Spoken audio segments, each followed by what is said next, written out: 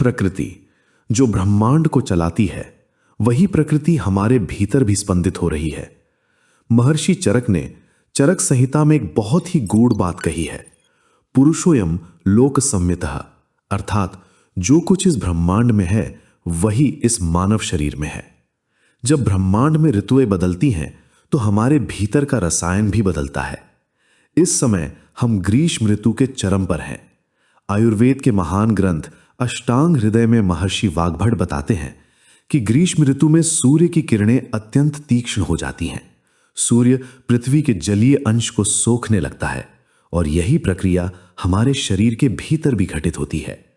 इस मौसम में हमारे शरीर में पित्त दोष, जो अग्नि और जल महाभूत का प्रतीक है, स्वाभाविक रूप से बढ़ जाता है। लेकिन एक विरोधाभास देखिए, बाहर भले ही भीषण गर्मी हो, लेकिन हमारे शरीर के भीतर की जठराग्नि इस मौसम में सबसे कमजोर पड़ जाती है। शारीरिक बल क्षीण होने लगता है। भीषण गर्मी से बचने के लिए प्रकृति मां हमें ठंडे और रसीले फलों का उपहार देती है। लेकिन आधुनिक युग की सबसे बड़ी विडंबना यह है कि हम इन फलों को खाते तो हैं, पर इनके सेवन का विज्ञान भूल चुके हैं। आयुर्वेद के अनुसार किसी भी फल की अपनी एक तासीर या पोटेंसी होती है। यदि त्रिदोषों वात, पित्त और कफ के संतुलन को समझे बिना गलत समय या गलत तरीके से इन फलों का सेवन किया जाए तो अमृत के समान फल भी शरीर में आम यानी विषैले तत्व पैदा कर सकते हैं। यही आम कोलेस्ट्रॉल, ब्लड शुगर में अचानक वृद्धि और गंभीर पाचन रोगों का मूल कारण बनता है। आज हम भाव प्रकाश और सुश्रुत संहिता के ज्ञान के प्रकाश में गर्मियों के 5 प्रमुख फलों के सेवन के आयुर्वेदिक और वैज्ञानिक नियमों को समझेंगे। आइए भोजन को केवल स्वाद नहीं बल्कि औषधि और चेतना के रूप में ग्रहण करना सीखें। हमारी सूची में पहला फल है अंगूर। आयुर्वेद में इसे द्राक्षा कहा गया है। महर्षि चरक ने द्राक्षा को फलोत्तमा माना है। प्राकृतिक रूप से मीठे अंगूर वात और पित्त दोष को शांत करने वाले होते हैं। ये तुरंत ऊर्जा देने वाले विटामिन सी और जिंक जैसे खनिजों से भरपूर हैं। किंतु आज का सत्य कुछ और है। आधुनिक कृषि व्यवस्था में अंगूरों पर भारी मात्रा में रासायनिक कीटनाशकों का प्रयोग होता है। जब आप सुबह खाली पेट बहुत सारे अंगूर एक साथ खा लेते हैं तो यह सीधे आपके रक्त में शर्करा का स्तर बढ़ा देता है और खाली पेट होने के कारण फलों के छिलके पर मौजूद अदृश्य रसायन सीधे आपके सिस्टम में प्रवेश कर जाते हैं। याद रखें, ग्रीष्म ऋतु में आपकी जठराग्नि पहले से ही नाजुक है। ये भारी मात्रा में खाए गए अंगूरों और रसायनों को पचा नहीं पाती। इसके परिणाम स्वरूप शरीर में आम का निर्माण होता है जो एसिडिटी, चक्कर आना या डायरिया के रूप में प्रकट होता है।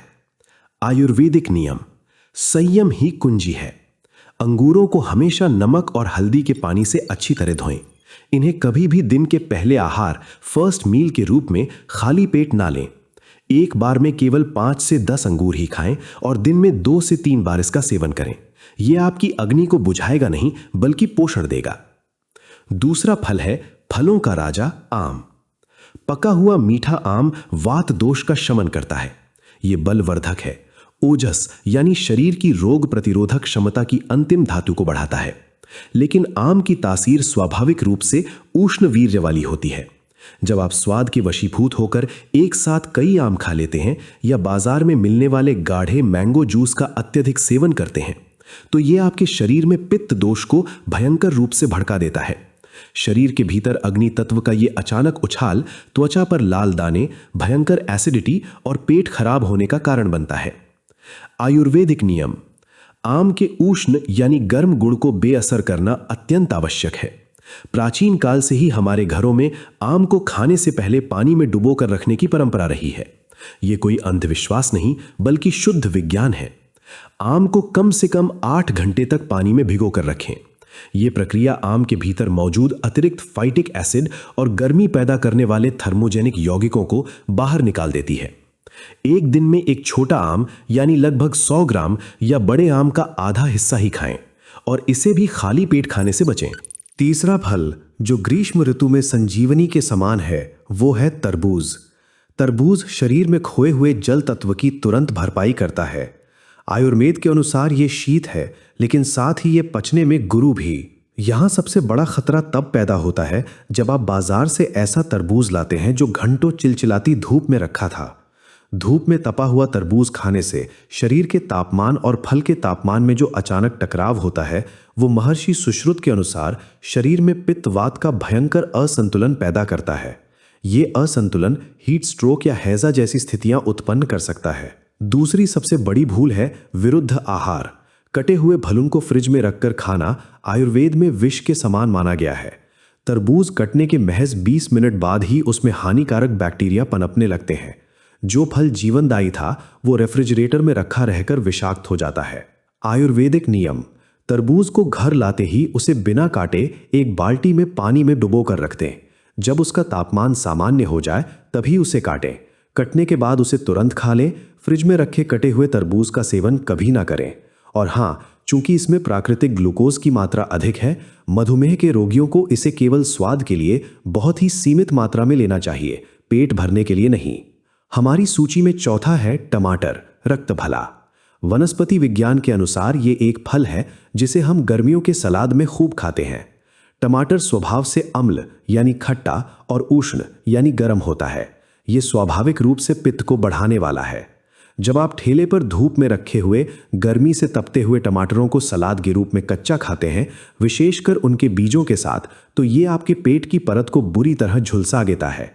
आयुर्वेद में इसे रक्त दृष्टि का कारण माना गया है, जिससे भयंकर एसिडिटी और त्वचा रोग होते हैं। आयुर्वेदिक नियम: उन टमाटरों को कच्चा खाने से बचें जो लंबे समय तक गर्मी के संपर्क में रहे हों। यदि आप कच्चा टमाटर खा रहे हैं तो उसके बीज निकाल दें, क्योंकि बीजों में अम्लीयता सबसे अधिक होती है। इसके प्रभाव को संतुलित करने के लिए टमाटर को हमेशा ताजे पुदीने के साथ खाएं। पुदीने का शीत प्रभाव टमाटर की उष्णता को काट देता है, जिससे पाचन में सहायता मिलती है और त्वचा का स्वास्थ्य भी बना रहता है। और अंत में पांचवा फल है अत्यंत सुगंधित और रसीला खरबूजा।